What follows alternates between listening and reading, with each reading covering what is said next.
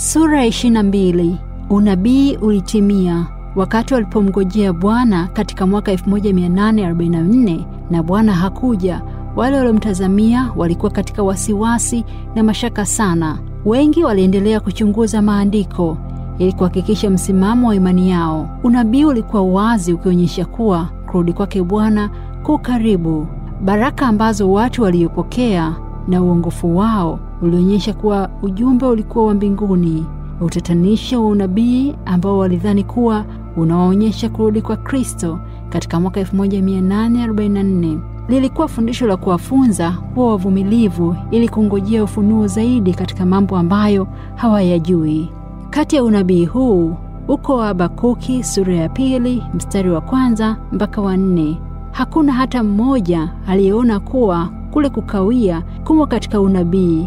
Baada ya uchungu wao na kukata tamaa kwao, fungu hili la Habakuki lilikuwa la muhimu, maana njozi hii bado ni kwa wakati ulioamuriwa. Inafanya haraka kufikia mwisho wake, wala haitasema uongo. Ijapokawia, ingojee, kwa kuwa haina budi kuja. Haitakawia, mwenye haki ataishi kwa amani. Unabii wa Ezekieli pia unawafariji waumini. Bwana Mungu asema hivi: siku hizo ni karibu na utimizo wa maono yote. Mimi nitanena, na neno lile nitakalonena litatimizwa, wala haitakatishwa tena. Nitanena neno hilo na kulitimiza, asema Bwana.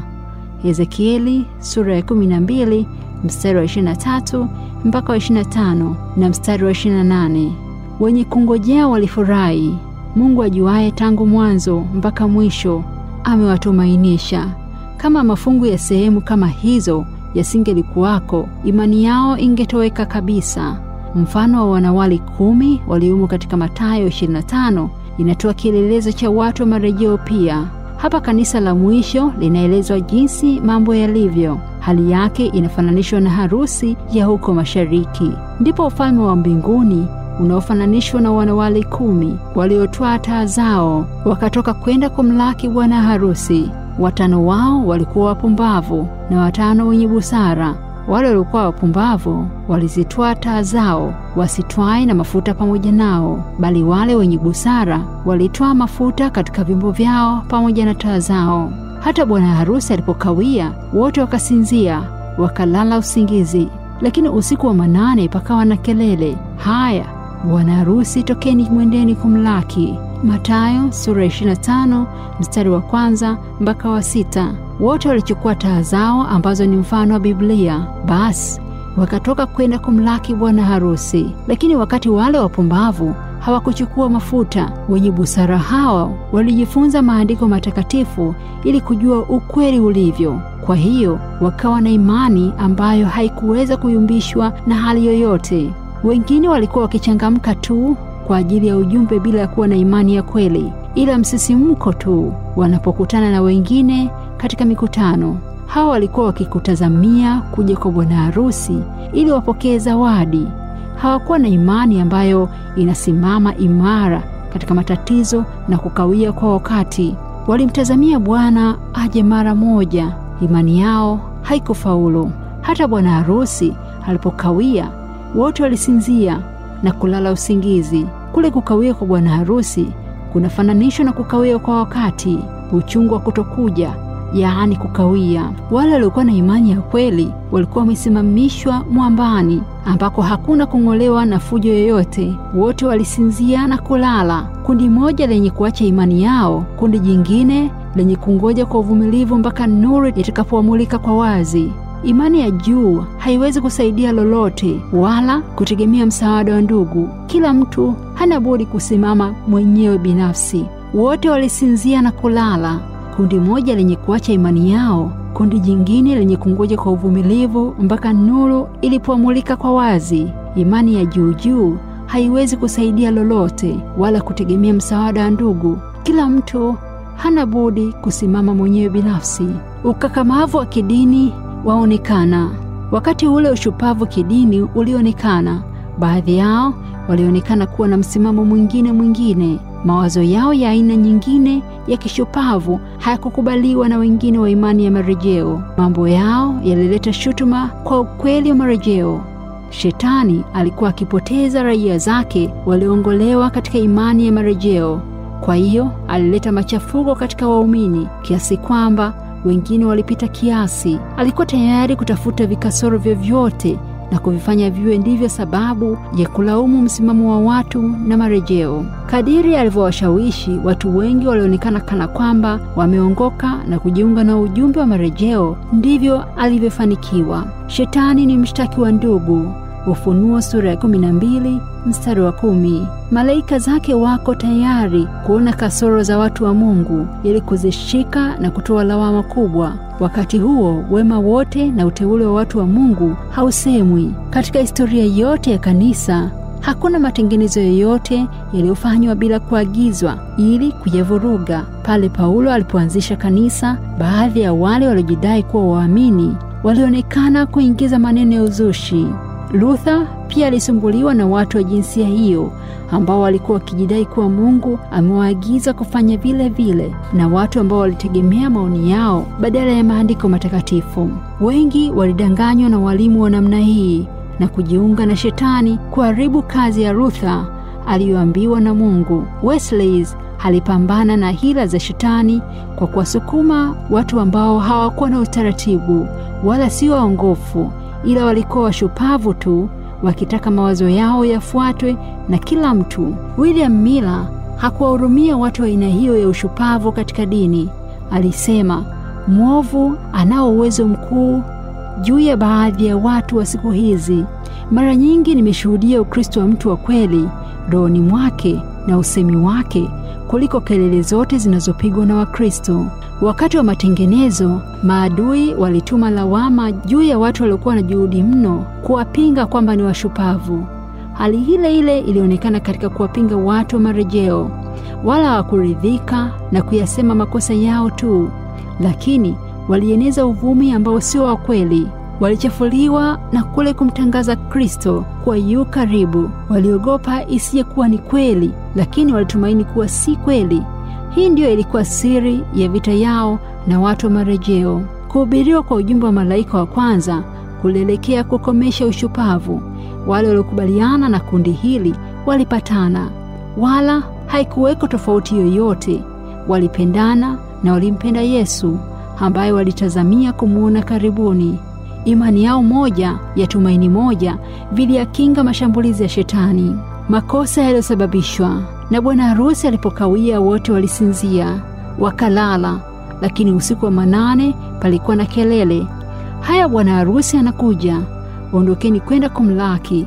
Katika mwaka wa 1844 ujumbe ulitangazwa kwa maneno yale yale ya Biblia, kilichoonyesha kuwa huu ndio wakati wa tangazo hilo kutolewa na kundi hilo kuunganika, pamoja na kule kugunduliwa kwa amri ya Artashasta ya kuujenga na kuurudisha mji wa Yerusalemu, ambayo ndio mwanzo wa muda wa miaka 2300 ya unabii iliyotokea katika BC 457. Haikutokea mwanzo wa mwaka kama walivyoambiwa, bali katika miezi ya Septemba, Oktoba na Novemba, yaani robo ya 3 ya mwaka. Kwa hiyo kuhesabu kutoka 457 BC, miaka 2300 itamalizika mwaka 1844, robo ya 3 ya mwaka. Agano la Kale pia hutaja robo ya 3 ya mwaka kama ndiyo siku ya upatanisho. Katika habari za ukuhani na siku ya kutakasa patakatifu, kule kuchinja kondoo wa Pasaka kilikuwa ni kivuli cha kifo cha Kristo kitakachotimia kwa wakati wake. Katika tarehe ya 14 mwezi wa kwanza wa Kiyahudi, ambayo kwa karne nyingi palikuwa pakichinjiwa kondoo wa Pasaka, Kristo aliianzisha sikukuu ya kukumbuka kifo chake kama mwana kondoo wa Mungu. Usiku ule ule alikamatwa ili akasulubishwe na kuchinjwa. Halikadhalika, kivuli cha kuhusika na kurudi kwa Kristo budi kutimilike kwa wakati ulioamriwa kwa njia ya mfano. Kutakaswa kwa patakatifu au siku ya upatanisho iliyokuwa ikitokea katika siku ya 10 ya kila mwezi wa 7 wa Kiyahudi, ambayo kuhani mkuu alifanya upatanisho kwa Waisraeli wote na kuondoa dhambi zao zote kutoka mahali patakatifu. Watu walitakasika. Ndivyo hivyo ilivyoaminiwa kwa Kristo pia atatokea ili kuitakasa dunia kwa njia ya kuiangamiza dhambi pamoja na wenye dhambi na kuwachukua watu wake. Siku ya 10 ya mwezi wa 7, ambayo siku ya upatanisho, watu wa utakaso wa patakatifu, ambapo kwa mwaka 1844 ilikuwa Oktoba 22, ilihesabiwa kuwa ndiyo siku ya kurudi kwake Kristo. Miaka 2300 ingemalizika mwaka 1844.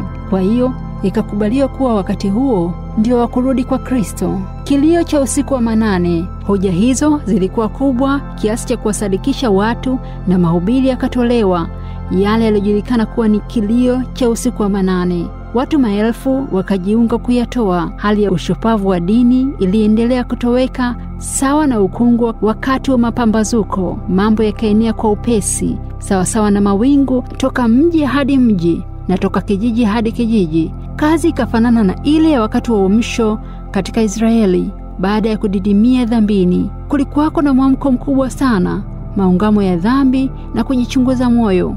Waliachilia mbali anasa za dunia, wakaambatana na uongofu wa kweli. Katika madhehebu yote tokea siku za mitume, hakuna dhehebu lililokuwa huru kutoka katika dhambi na katika hila zake Shetani kama kundi hili la robo ya mwisho wa mwaka 1844. Kama vile katika mwito, bwana harusi anakuja, waliongojea. Bwana harusi anakuja, waliongojea. Waliongojea, waliamka, wakaanza kuzitengeneza taa zao. Ndivyo watu walivyoamka kuchunguza maandiko kwa bidii sana. Watu wa kawaida tu ndio walioitikia mwito wa mara ya kwanza. Watu wa kawaida tu ndio walioitikia mwito mara ya kwanza, wala sio watu wataalamu. Wakulima waliacha mavuno yao mashambani, mafundi wakaacha vyombo vyao.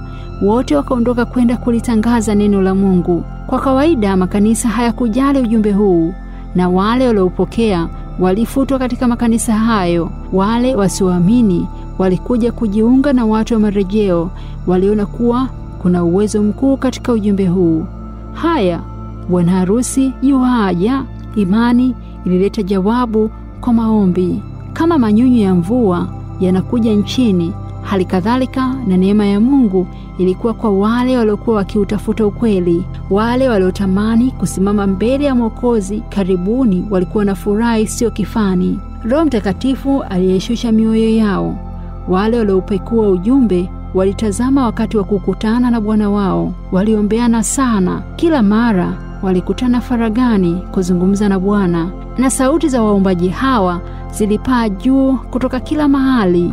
Walimhitaji Mwokozi zaidi ya chakula chao.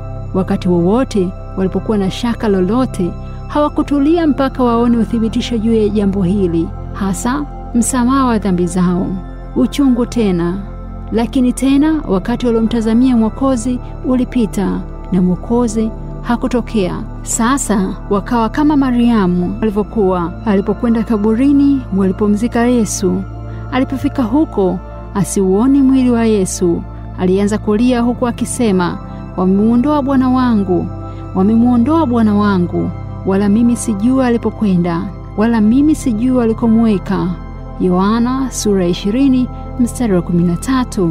Waliogopa kwamba wasioamini watazidi kuhakikisha kuwa ujumbe wao sio wa kweli, lakini hakuna dalili ya kuwa ujumbe wao sio wa kweli. Lakini hakuna dalili ya ghadhabu ya Mungu iliyotokea.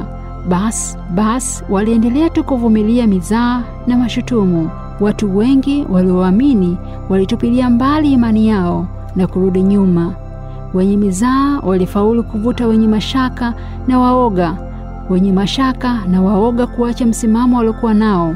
Wote hawa walijiunga kusema kuwa ulimwengu utaendelea kuwa kama ulivyo kwa miaka maelfu. Waumini wa kweli walikuwa wametoa mali zao zote kwa ajili ya Kristo, na kama walivyoamini walikuwa wametoa maonyo ya mwisho kwa walimwengu, huku wakiomba na kutumaini kurudi kwa Bwana, wakisema, naam, na uje Bwana. Na sasa Bwana hakuja. Basi kuanza maisha upya na kukabili mizaa ya walimwengu juu yao lilikuwa jaribu lisilowezekana kuchukulika. Wakati Yesu alipoingia Yerusalemu kwa shangwe, wafuasi wake waliamini kuwa alikuwa tayari kukikalia kiti cha enzi cha Daudi. na kuwaokoa watu wake mikononi mwa watesi wao.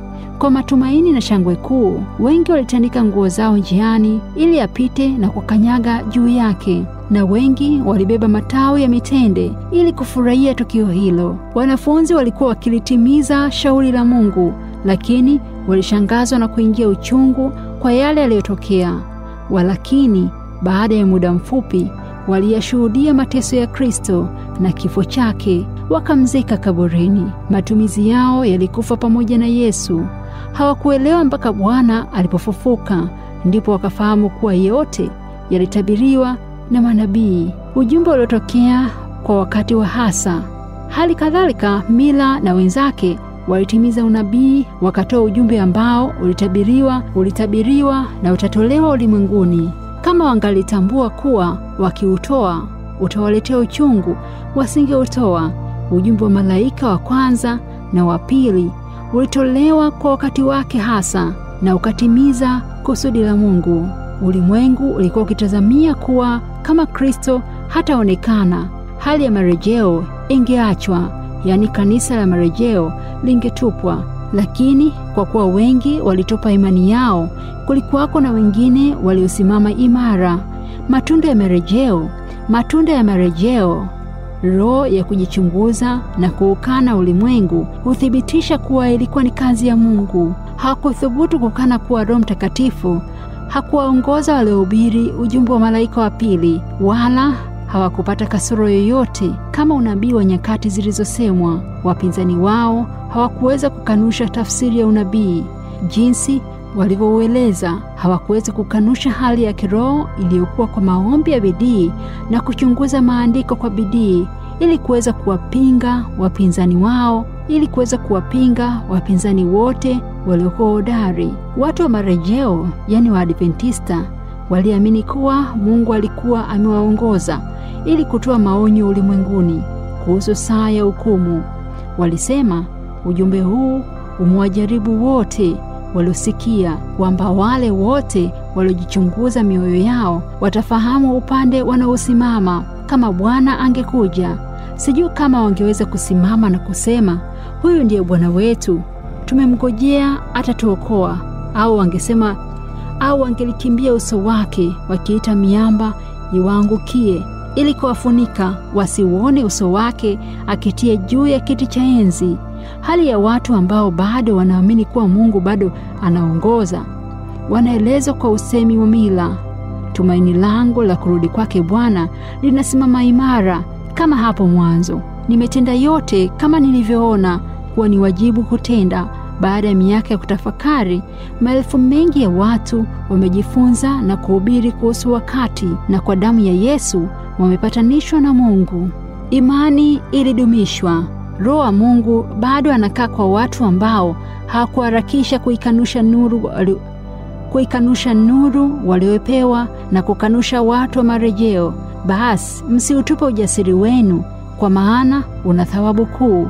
Maana mnahitaji saburi, mkisha kuyafanya mapenzi ya Mungu, mpate ile ahadi. Bado kitambo kidogo sana, yeye ajaye atakuja wala hatakawia, lakini mwenye haki. Bado kitambo kidogo sana, yeye ajaye atakuja wala hatakawia, lakini mwenye haki wangu ataishi kwa amani. Naye akisitasita, roho yangu haina furaha naye. Lakini sisi hatumo miongoni mwao wasitao na kupotea, bali tumo miongoni mwa walio na imani ya kutuokoa roho zetu. Waebrania sura ya 10 mstari wa 35 mpaka 39. Onyo hili linatolewa kwa kanisa la siku za mwisho. Linaeleza kuwa Bwana ataonekana kana kwamba anakawia. Watu wanaoonywa hapa ni wale waliofanya mapenzi ya Mungu, wakifuata maongozi ya Roho yake na neno lake. Hata hivyo, huwa hawaelewi makusudi ya Mungu katika maisha yao. Walijaribiwa kuwa na mashaka na kufikiri kuwa kweli Mungu yupo pamoja nao. Wakati kama huo, maneno yalikuwa dhahiri, mwenye haki kwangu ataishi kwa imani. Watu hao wangeweza kusimama tu kwa imani ya juu ya Mungu baada ya kukandamizwa na uzito wa mambo yaliyokabiliwa. Kukana imani na kukanusha uongozi wa Roho Mtakatifu aliyeongoza kazi hiyo mpaka kufikia hatua hiyo ingekuwa kurudi na kuangukia mbali usalama wao, ingekuwa kufuatia nuru hiyo waliopokea na kurudi kuchunguza maandiko zaidi na zaidi kwa uvumilivu, kungojea maandiko zaidi kutoka kwa Mungu. Imani ilidumishwa. Roho wa Mungu bado anakaa kwa watu ambao hawakuharakisha kuikanusha nuru walioipokea na kukanusha watu wa marejeo. Basi msiutupe ujasiri wenu, kwa maana una thawabu kuu. Maana mnahitaji saburi, ili kwamba mkiisha kuyafanya mapenzi ya Mungu mpate ile ahadi. Bado kitambo kidogo sana, yeye ajaye atakuja, wala hatakawia. Lakini mwenye haki kwangu ataishi kwa amani, naye akisitasita, roho yangu haina furaha naye. Lakini sisi hatumo miongoni mwao wasitao na kupotea, bali tumo miongoni mwa walio na imani ya kutuokoa roho zetu. Waebrania sura ya 10 mstari wa 35 mpaka 39. Onyo hili linatolewa kwa kanisa la siku za mwisho. Linaeleza kuwa Bwana ataonekana kana kwamba anakawia. Watu hao wangeweza kusimama tu kwa imani juu ya Mungu badala ya kukandamizwa na uzito wa mambo yaliyowakabili. Kukana imani na kukanusha uongozi wa Roho Mtakatifu aliyeongoza kazi hiyo mpaka kufikia hatua hiyo ingekuwa kurudi na kuangukia mbali usalama wao, ingekuwa kufuatia nuru hiyo waliyopokea na kudumu na kuchunguza maandiko zaidi na zaidi, na kwa uvumilivu kungojea maongozi zaidi kutoka kwa Mungu.